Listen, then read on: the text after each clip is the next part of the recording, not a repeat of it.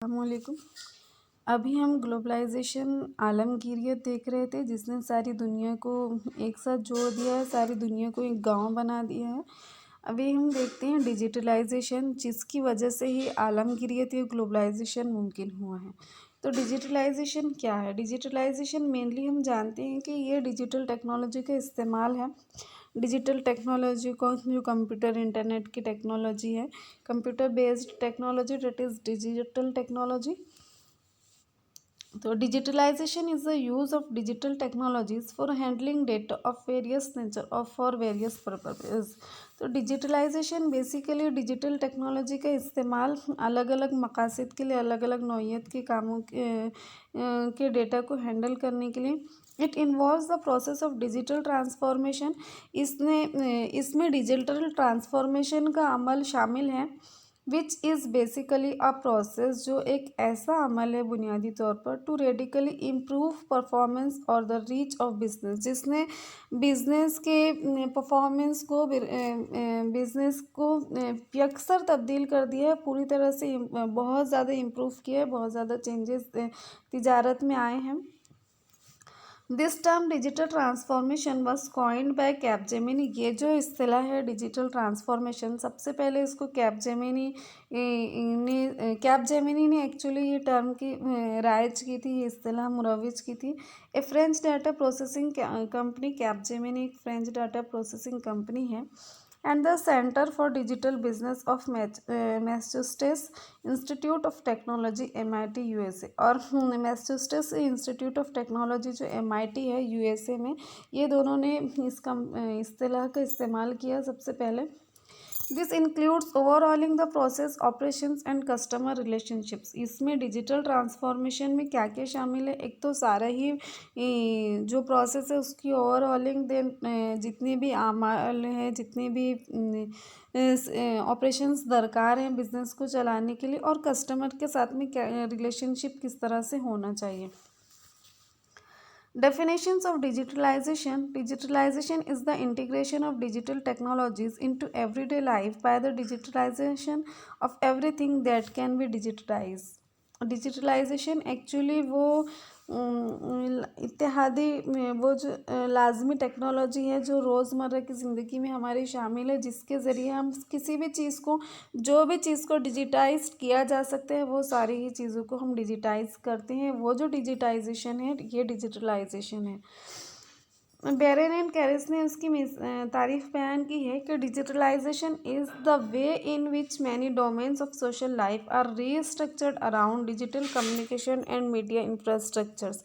Digitalisation actually वो रास्ता है, वो है जिसमें हमारे माशरती ज़िंदगी के बहुत सारे जो डोमेन्स हैं, बहुत सारे जो इलाक़े हैं माशरती ज़िंदगी के, उसको दोबारा तख्लीक़ किया गया है डिजिटल कम्युनिकेशन के ज़रिए, डिजिटल मवासलात के ज़रिए और मीडिया इंफ्रास्ट्रक्चर्स के ज़रिए।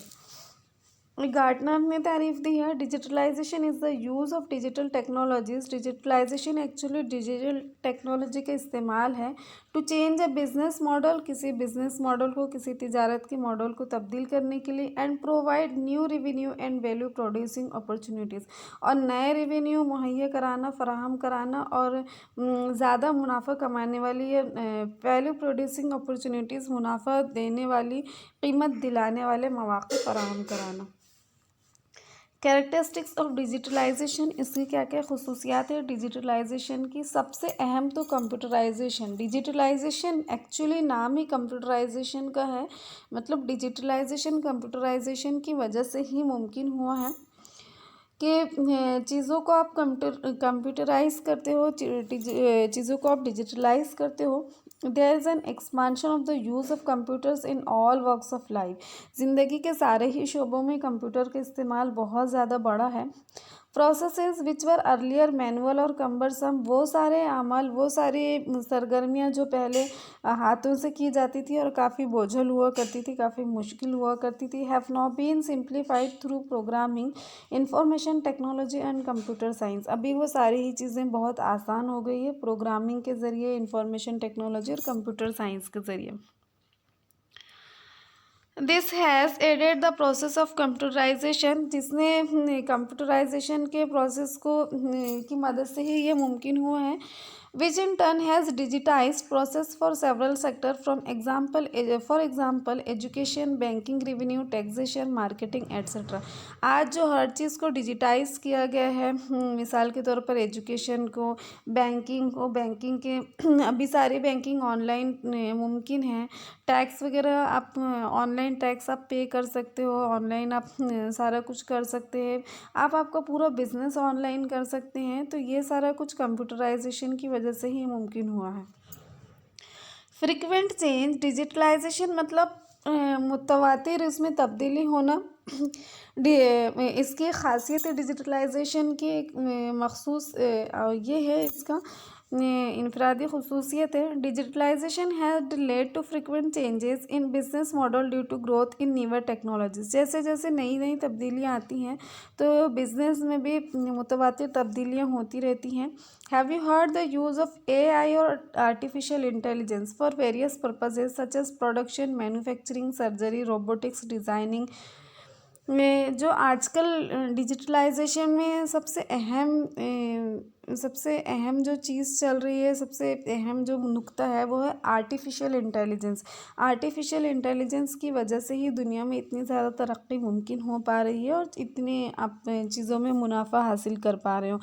आर्टिफिशियल इंटेलिजेंस की हर एक सेक्टर में बहुत ज़्यादा अहमियत हो गई है और हर जगह ही इंसान उससे फ़ायदा उठा रहा है।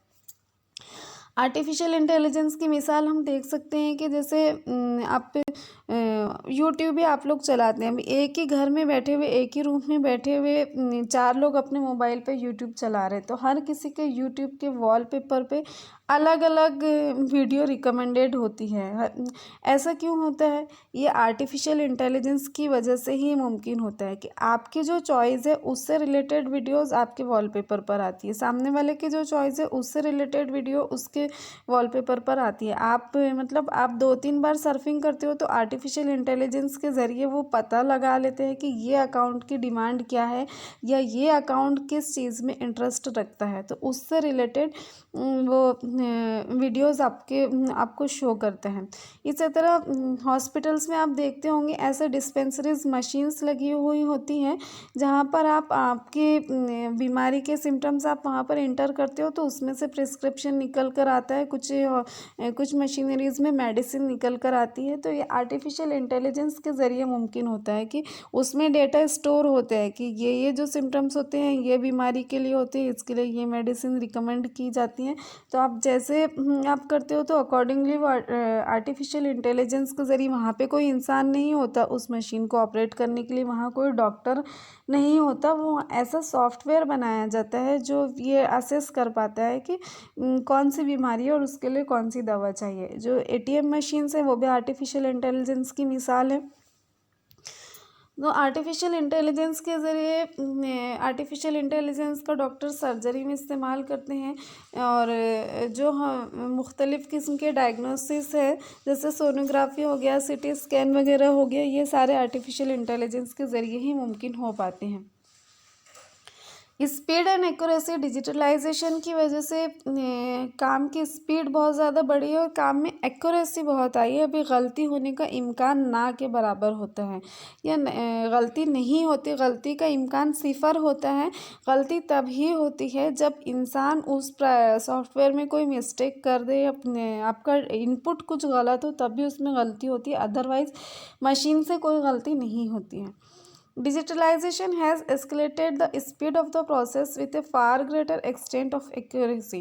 डिजिटलाइजेशन ने सारे प्रोसेस को एस्केलेट किया है, उसकी रफ्तार में बहुत इजाफा किया है और बहुत ज़्यादा एक्यूरेसी के साथ में। For example data mining, data processing, data analysis, data management enables faster speed, higher degrees of accuracy and these in turn aid the process of enhanced efficiency in various sectors. उस मिसाल के तौर पर जो सारा कंप्यूटर में data processing होता है, डाटा एनालिसिस होता है, डाटा मैनेजमेंट होता है, उन सारी चीज़ों से वो सारी चीज़ें स्पीड को बहुत फास्ट कराती है और करती हैं और आपकी एक्यूरेसी भी बिल्कुल हायर डिग्री की एक्यूरेसी होती है, यानी उसमें गलती कुछ भी नहीं होती और उन सारी चीज़ों की वजह से हर एक सेक्टर में एफिशिएंसी बढ़ी है। फिर वो चाहे गवर्नेंस हो, मेडिसिन हो, कॉमर्स हो, बैंकिंग हो, रियल एस्टेट, मवासलात, ट्रांसपोर्टेशन सिस्टम, हर जगह ही एक्यूरेसी उसकी वजह से बड़ी है। चीज़ों में गलती देखने को नहीं मिलती है। टेक्नोलॉजी ड्राइवन, नीडलेस टू से ये तो कहने की ज़रूरत ही नहीं है कि डिजिटलाइजेशन टेक्नोलॉजी पर बेस है। इनोवेशन, रिसर्च एंड डेवलपमेंट इसमें होता है। You might recall the day when one used 386 and 486 microprocessor in the 1980s, and today we talk to of fifth generation microprocessors. In the world of mobile technology, one is now shifting to 5G technologies. इसमें innovation है ही, और ज़्यादा development हो ही रहा है technology में, कि 1980 में पहले जो टेक्नोलॉजी आई थी जिसके ज़रिए हम कंप्यूटर का इस्तेमाल किया करते थे, तो उसकी स्पीड 486 हुआ करती थी, 486 माइक्रो प्रोसेसर। और अभी हम 5G टेक्नोलॉजी, इंडिया में तो खैर 5G टेक्नोलॉजी अभी उतना इंट्रोड्यूस नहीं हुआ है, 4G टेक्नोलॉजीज़ हम इस्तेमाल करते हैं, लेकिन फॉरेन कंट्रीज़ में सभी जगह 5G टेक्नोलॉजीज़ ही इस्तेमाल हो रही है, जो मोबाइल वगैरह की स्पीड हम देखते हैं। Then spurred creativity, the need for instant data and quick solution to problems has encouraged human minds to invent, innovate, patent and create. अभी इंस्टेंट डेटा की हमको ज़रूरत होती है, और प्रॉब्लम के सॉल्यूशन क्विक चाहिए होते हैं, फ़ौरन चाहिए होते हैं, और मिलते भी हैं। तो ये सारी चीज़ों ने इंसान को भी और ज़्यादा इनकरेज किया है नई चीज़ें इन्वेंट करने के लिए, इनोवेट करने के लिए। जैसे हम देखते हैं कि बहुत सारे वीडियो ऐप्स है, वीडियो मेकिंग ऐप्स है, फ़ोटोग्राफी के ऐप्स है, तो लोग उससे अलग अलग टाइप की वीडियोस बनाते हैं, अलग अलग उसमें बहुत सारी क्रिएटिविटी करते हैं। तो ऐसी सारी ही चीज़ें हैं कि टेक्नोलॉजी की वजह से इंसान और ज़्यादा इनोवेटिव हो गया है, और ज़्यादा क्रिएटिविटी उसकी बढ़ी है।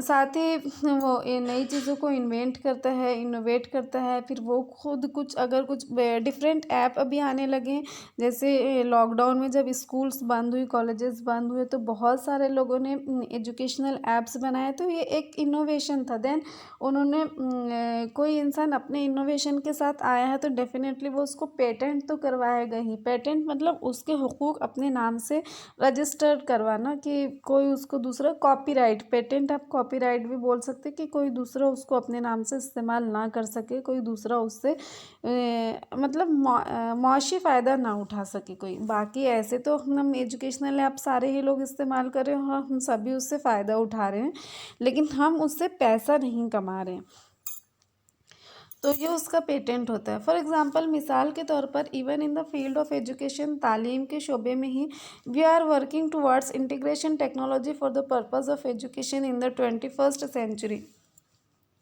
मिसाल के तौर पर, हाँ, तालीम के शोबे में ही हम इंटीग्रेटिंग टेक्नोलॉजी की तरफ काम कर रहे हैं एजुकेशन में 21वीं सदी में। In the context of pilot training, we have simulators to enable the trainees get a feel of the real cockpit experience before the graduate to actually flying aeroplanes. It would have had जो अपने virtual classroom या virtual training, आप लोगों ने सुनी होगी कि virtual classroom या वर्चुअल ट्रेनिंग या वर्चुअल मॉडल में ये होता है कि एक्चुअली वो चीज़ प्रेजेंट नहीं होती, लेकिन उस तरह का एहसास दिलाया जाता है। वर्चुअल स्विमिंग में ये होता है कि वहाँ पे कोई पानी नहीं होता, वहाँ पे कोई स्विमिंग पूल नहीं होता, लेकिन आप वहाँ पर आपको बिल्कुल इस तरह से महसूस होता है, इस तरह से आपको लगता है कि आप पानी में चल रहे हो, आप स्विमिंग, ये पूरा पानी है, आपको पूरी वैसी ही फीलिंग आती है। उस तरह से वो डिजिटल टेक्नोलॉजी की वजह कि डिजिटल टेक्नोलॉजी की हेल्प से वैसा माहौल क्रिएट किया जाता है, वो वर्चुअली बनाया जाता है वैसा। तो ये ऐसा पायलट ट्रेनिंग के लिए भी ऐसा होता है कि उनको डायरेक्ट हवा में या जहाज़, एरोप्लेन उड़ाने के लिए नहीं दिया जाता है, बल्कि पहले ज़मीन पर ही ऐसे वर्चुअल कॉकपिट्स बनाए जाते हैं कि वो उस पर एरोप्लेन चलाते हैं, तो उनको ऐसे फील होता है कि वो हवा में या आसमान में एरोप्लेन चला रहे हैं। तो ये डिजिटल टेक्नोलॉजी की वजह से ही मुमकिन हुआ है। डेफिनेटली ये एक क्रिएटिविटी है, जिसने भी इसको किया होगा, कि जिसके भी माइंड में ये आया होगा, कि कॉकपिट बनाया जाए इस तरह से कि इंसान को जो ट्रेनर्स हैं उनको यहाँ पे वैसी ही फीलिंग आए, और वो फिर बाद में जब वो एक्चुअली मैदान में उतरे, एक्चुअली जब वो एरोप्लेन लेकर जाएं तो उनको वो कुछ नया ना लगे, उनका कॉन्फिडेंस इम्प्रूव हो, कॉन्फिडेंस गेन हो। देन इम्पोर्टेंस टू कस्टमर्स, ये डिजिटलाइजेशन में कस्टमर का बहुत ज़्यादा, सार्फिन को बहुत ज़्यादा अहमियत दी जाती है। Digitalisation is finally mean to have utility value to the end users. End users जो सार्फिन होते हैं, एंड यूज़र सार्फिन को कहा जाता है, आखिरी में जो उसको इस्तेमाल करता है वो एंड यूज़र होता है। जैसे कंप्यूटर के एंड यूज़र हम हैं, तो कंप्यूटर बनाने वाला कोई, उसके सॉफ्टवेयर बनाने वाला कोई और है, उसके हार्डवेयर बनाने वाला कोई और है, फिर वो सारे सिस्टम्स चलते हैं, देन आखिरी में हम उसको इस्तेमाल करते हैं, तो वी आर एंड यूज़र से। जो बेसिकली जो डिजिटलाइजेशन किस लिए किया जाता है, एंड यूज़र के लिए, एंड यूज़र को फ़ायदा पहुंचाने के लिए। जितनी भी एजुकेशनल ऐप बनाए जा रहे हैं तो वो एंड यूज़र के लिए, हम जो उसको इस्तेमाल कर रहे हैं, मार्केट के ऐप है, बिजनेस के ऐप है, शॉपिंग के ऐप्स हैं, और जो कुछ भी है, तो वो सारी चीज़ें एंड यूज़र को अहमियत में को नज़र में रखते हुए डिज़ाइन की जाती हैं कि जो सार्फिन है, जो उसको इस्तेमाल करने वाले लोग हैं, फाइनली जो उससे आखिरी में जो उससे फ़ायदा उठाने वाले लोग हैं, वो उनकी क्या रिक्वायरमेंट्स हैं। That is the clients who are receptionists of such process. For example, for filing income tax returns, obtaining birth and death certificate from the municipal corporation, for online admission, for declaration of election results, etc.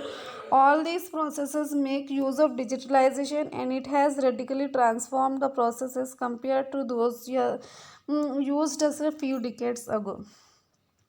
मिसाल के तौर पर जो income tax filing हो गया, या birth या death certificate municipal corporation से हासिल करना, या ऑनलाइन एडमिशन लेना, तो ये सारी चीज़ें हम घर बैठे कर रहे हैं। और मतलब वो जो इसके लिए जो सारे ऐप बनाए गए हैं इनकम टैक्स फाइल करने के लिए, डेथ और बर्थ सर्टिफिकेट हासिल करने के लिए, ऑनलाइन एडमिशन के लिए जो ऐप बनाए गए हैं, जो सॉफ्टवेयर्स बनाए गए हैं, तो उसके एंड यूज़र हम हैं, और हम उसको किस तरह से कंफर्टेबल रहेंगे, हम उसको किस तरह से इस्तेमाल कर पाएंगे, और हमारी क्या क्या रिक्वायरमेंट है, उसके अकॉर्डिंगली उसको डिज़ाइन किया जाता है।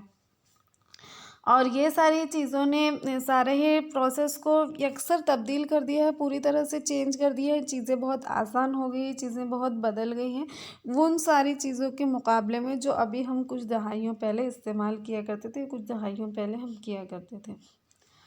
तो ये हमारा जदीदियत और आलमगीरियत, देन डिजिटलाइजेशन भी मुकम्मल हुआ। उसके बाद में ये सारे प्रोसेसेस का जो सोशल चेंजेस के प्रोसेस, सोशल चेंज के जो प्रोसेसेस हैं, सिनतियाना, जदीदियत, आलमगीरियत, डिजिटलाइजेशन, इन सारी चीज़ों का क्या असर हुआ और किस तरह से असर पड़ता है, वो हम नेक्स्ट क्लास में देखेंगे।